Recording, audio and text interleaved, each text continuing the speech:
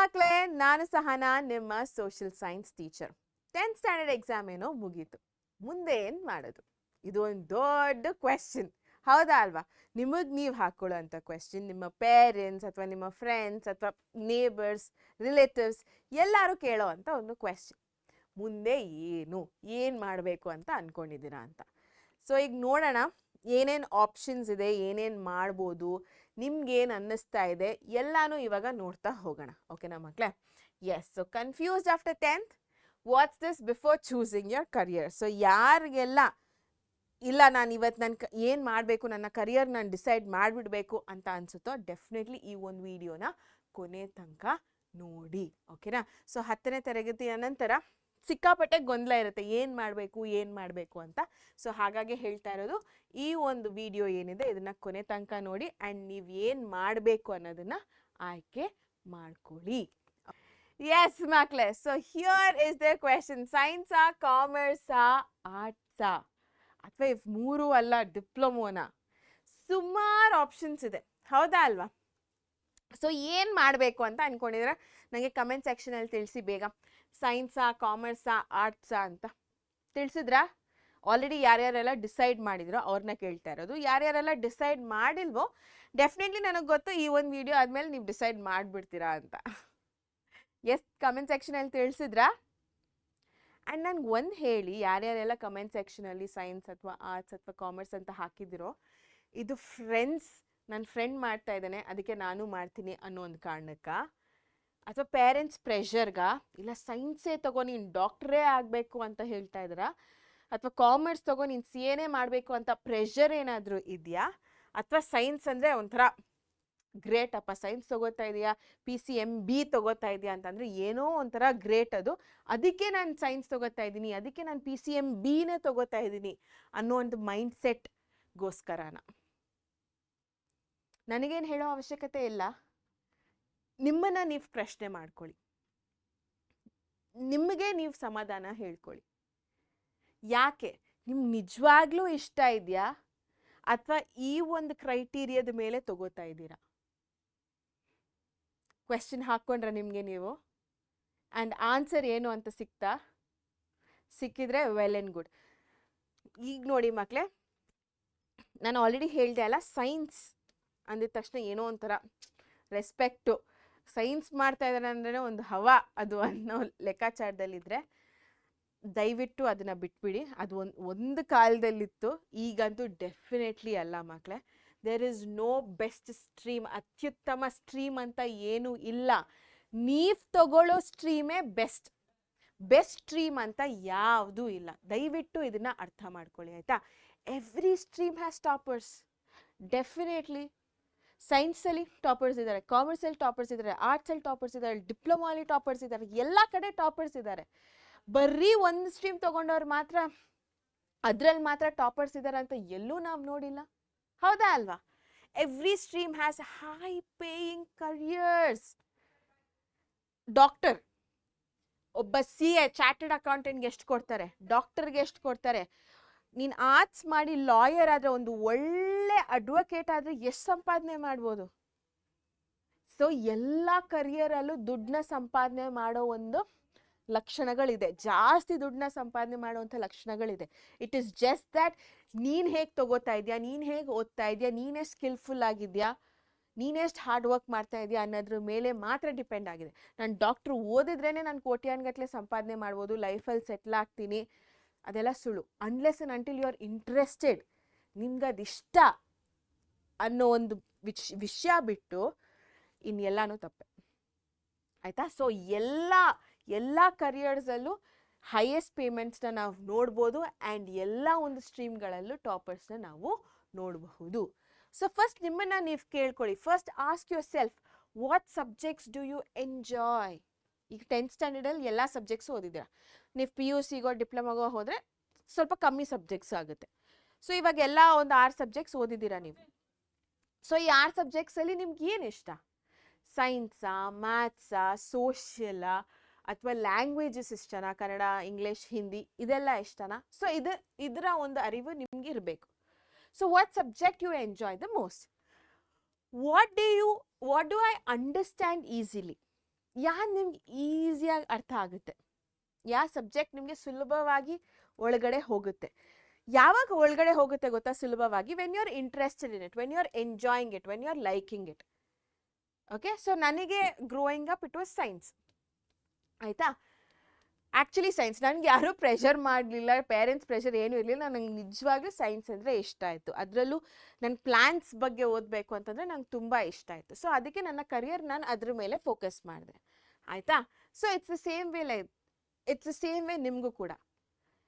ನಿಮಗೆ ಇಂಗ್ಲೀಷ್ ಅಂದರೆ ತುಂಬ ಇಷ್ಟ ಇದೆ, ಒಲವಿದೆ ಅಂತಂದರೆ ಲಿಟ್ರೇಚರ್ ಕಡೆಗೆ ಹೋಗಿ. ಮ್ಯಾಥ್ಸ್ ಅಂದರೆ ನಿಜವಾಗ್ಲೂ ನಂಗೆ ತುಂಬ ಇಷ್ಟ ಅಂತಂದರೆ ಸೈನ್ಸ್ ಕಡೆಗೆ ಹೋಗಿ. Or else you can take commerce as well. ಆಯಿತಾ, ಸೊ ಬೇಸಿಕಲಿ ನಿಮ್ಗೇನು ಎಂಜಾಯ್ಮೆಂಟ್ ಕೊಡ್ತಾ ಇದೆ, ನಿಮ್ಗೇನು ನನಗೆ ಇದನ್ನು ಓದಿ ನಂಗೊಂಥರ ಸ್ಯಾಟಿಸ್ಫ್ಯಾಕ್ಷನ್ ಬರ್ತಾ ಇದೆ ಅಂತ ಅನ್ಸೋ ಸಬ್ಜೆಕ್ಟ್ ಯಾವುದು ಅಂತ ಫಸ್ಟ್ ಅರಿವು ಮಾಡ್ಕೊಳ್ಳಿ. ಆ್ಯಂಡ್ ಇನ್ನೊಂದು ಕೂಡ ಗೊತ್ತಿರಬೇಕು ನಿಮಗೆ, ಥಿಯರಿ ವರ್ಸಸ್ ಪ್ರಾಕ್ಟಿಕಲ್ ಯಾವುದು ನಿಮಗೆ ಇಷ್ಟ ಆಗುತ್ತೆ. ನಿಮಗೆ ಬರೆಯೋದು ಇಷ್ಟನಾ ಅಥವಾ ಪ್ರಾಕ್ಟಿಕಲಿ ನೋಡಿ ನಾನು ಎಂಜಾಯ್ ಮಾಡ್ತಾ ಇದ್ದೀನಿ ಅನ್ನೋದು ಇಷ್ಟನಾ?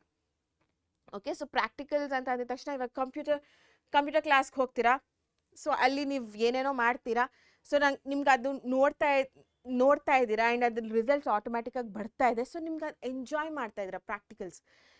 ಸೈನ್ಸ್ ತೊಗೊಂಡಾಗ ಕೆಮಿಸ್ಟ್ರಿ ಲ್ಯಾಬಲ್ಲಿ ಆ ಕಲರ್ಫುಲ್ ಲಿಕ್ವಿಡ್ಸ್ಗಳು ಅದೆಲ್ಲ ನೋಡ್ಬಿಟ್ಟು ರಿಯಾಕ್ಷನ್ಸ್ಗಳೆಲ್ಲ ನೋಡ್ಬಿಟ್ಟು ನಿಮ್ಗೆ ಇಷ್ಟ ಆಗ್ತಾ ಇದೆ ಅದು. ಆ ಜಾನರ್ ಒಂದು. ಇನ್ನೊಂದು ಏನಪ್ಪ ಅಂತಂದರೆ ನಂಗೆ ಕತೆ ಬರೆದ್ರೆ ಇಷ್ಟ ಆಗುತ್ತೆ, ಯುನೋ ನನ್ನ ಥಾಟ್ಸ್ನ ನಾನು ಬರಿತಾ ಇದ್ರೆ ನನಗೆ ಇಷ್ಟ ಆಗುತ್ತೆ. ಸೊ ಬೇಸಿಕಲಿ ಥಿಯರಿ ಬರೆಯೋದು ನನಗಿಷ್ಟ ಅಂತ ಅನ್ಸೋದು ಬೇರೆ. ಆಯಿತಾ, ಸೊ ಇವೆರಡರಲ್ಲೂ ನೀವು ಚೂಸ್ ಮಾಡ್ಕೋಬೇಕು ನಿಮ್ಗೆ ಯಾವ್ದು ಬೇಕು ಅಂತ. ಇದು ಥಿಯರಿ ಸೈಡ್ ಹೋಗಬೇಕಾ ಅಥವಾ ಪ್ರಾಕ್ಟಿಕಲ್ ಸೈಡ್ ಹೋಗಬೇಕಾ ಅಂತ. ಓಕೆನಾ? And first of all know your streams. ಸುಮಾರಿದೆ, ನಾನು science commerce arts, majority of them PUC ಕಡೆಗೆ ಹೋಗ್ತಾರೆ. ಸೊ ಹಾಗಾಗಿ ಸೈನ್ಸು ಕಾಮರ್ಸು ಆರ್ಟ್ಸ್ನ ಹಾಕಿದ್ದೀನಿ. ಸೈನ್ಸ್ ಅಂದಿದ ತಕ್ಷಣ ಡಾಕ್ಟರ್ಸ್ ಆಗ್ಬೋದು, engineers, researchers, scientist, careers that shape the world through discovery and innovation, ಇದೆಲ್ಲ ನಿಮಗೆ ಸೈನ್ಸ್ ತೊಗೊಂಡಾಗ ಬರುತ್ತೆ. And so many other multiple things. Commerce ಅಂದಿದ ತಕ್ಷಣ ನಾನು CA ಅನ್ನಲ್ಲ, ಚಾರ್ಟೆಡ್ ಅಕೌಂಟೆಂಟ್ಸು, ಬಿಸ್ನೆಸ್ ಲೀಡರ್ಸ್ ಆಗ್ಬೋದು, ಫೈನಾನ್ಸ್ ಎಕ್ಸ್ಪರ್ಟ್ಸ್ ಆಗ್ಬೋದು, careers that drive the economic forward. Okay, so basically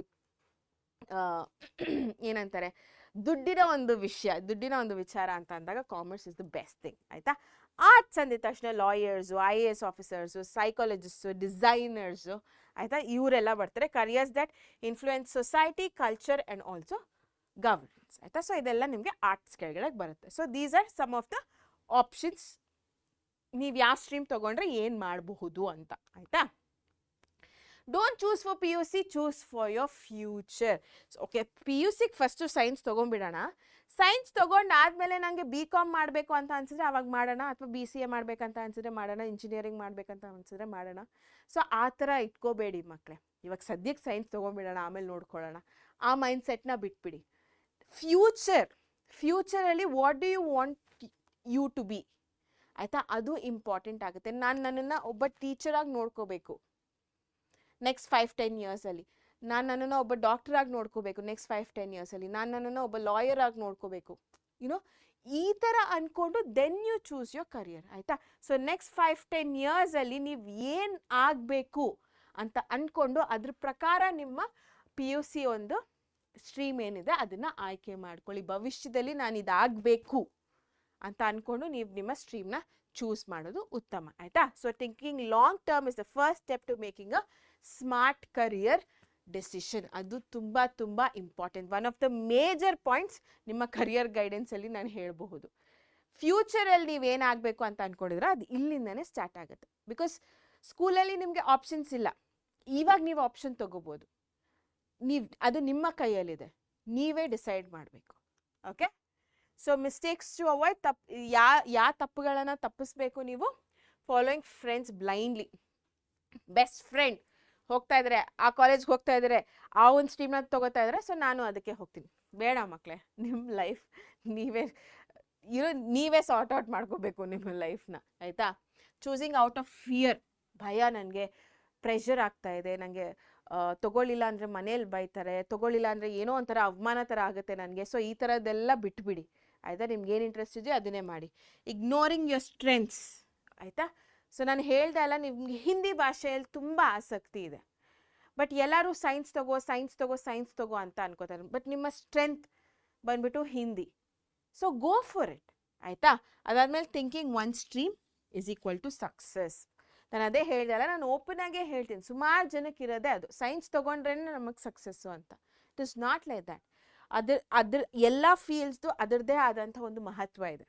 and ನಾನು ಸ್ಟಾರ್ಟಿಂಗಲ್ಲೇ ಹೇಳ್ದೆ ಅಲ್ಲ, ಯಾರ್ಯಾರೆಲ್ಲ ಚೂಸ್ ಮಾಡಿದಿರೋ ಬೇರೆ ಕರಿಯರ್ಸು ಆ್ಯಂಡ್ ಒಳ್ಳೆ ಪೊಸಿಷನಲ್ಲಿದ್ದಾರೋ ಅವ್ರಿಗೆಲ್ಲರೂ ದೇ ಆರ್ ಹೈಲಿ ಪೇಡ್, ಆಯಿತಾ? ಸೈನ್ಸ್ ತೊಗೊಂಡವ್ರಿಗೂ ಅಷ್ಟೊಂದು ಪೇಮೆಂಟ್ ಇರೋದಿಲ್ಲ, ಬಟ್ ಆರ್ಟ್ಸ್ ಆ್ಯಂಡ್ ಕಾಮರ್ಸ್ ತೊಗೊಂಡು ಒಳ್ಳೆ ಪೊಸಿಷನಲ್ಲಿ ಇದ್ದವ್ರಿಗೆ ಅಷ್ಟು ಪೇಮೆಂಟ್ಸ್ಗಳಿದೆ, ಆಯಿತಾ? ಸೊ ಹಾಗಾಗಿ ಸ್ಟ್ರೀಮ್ನ ಮೇಲೆ ಡಿಸೈಡ್ ಮಾಡೋದಕ್ಕೆ ಹೋಗಬೇಡಿ, ನಿಮ್ಮ ಮೇಲೆ ನೀವು ಡಿಸಿಷನ್ನ ಮಾಡ್ಕೊಳ್ಳಿ, ಆಯಿತಾ? Your decisions shape your future. So ನಿಮ್ಮ ಭವಿಷ್ಯವನ್ನು ರೂಪಿಸೋದೆ ನಿಮ್ಮ ಒಂದು ನಿರ್ಧಾರ. ಇನ್ನು ನಾನು ಇಷ್ಟೆಲ್ಲ ಹೇಳಿದ್ರು ನೀವು ಇನ್ನೂ ಕನ್ಫ್ಯೂಷನಲ್ಲಿ ಇದ್ದೀರಾ, ಏನು ಮಾಡಬೇಕು, ಹೇಗೆ ಮಾಡಬೇಕು ಅನ್ನೋ ಒಂದು ಕನ್ಫ್ಯೂಷನಲ್ಲಿ ಇದ್ದೀರಾ ಅಂತಂದರೆ, ನಿಮ್ಮ ಡೌಟ್ಸ್ಗಳು ಏನೇ ಇದ್ದರೂ ಅದು ಕೆಳಗಡೆ ಕಮೆಂಟ್ ಸೆಕ್ಷನಲ್ಲಿ ಹಾಕಿ, ನಾವು ನಿಮ್ಮ ಡೌಟ್ಸ್ಗಳನ್ನ ನೋಡ್ತೀವಿ ಆ್ಯಂಡ್ ಸಾಲ್ವ್ ಮಾಡ್ತೀವಿ ಕೂಡ, ಅದಕ್ಕೆ ಒಂದು ಸೊಲ್ಯೂಷನ್ನ ಕೊಡ್ತೀವಿ, ಆಯಿತಾ? ಇಷ್ಟೆಲ್ಲ ಹೇಳಿದ್ರು ನಿಮ್ಗೆ ಇನ್ನೂ ಡೌಟ್ ಇದೆ ಅಂತಂದರೆ ದಯವಿಟ್ಟು ಕಮೆಂಟ್ ಸೆಕ್ಷನಲ್ಲಿ ಕಮೆಂಟ್ ಮಾಡಿ, ಆಯಿತಾ?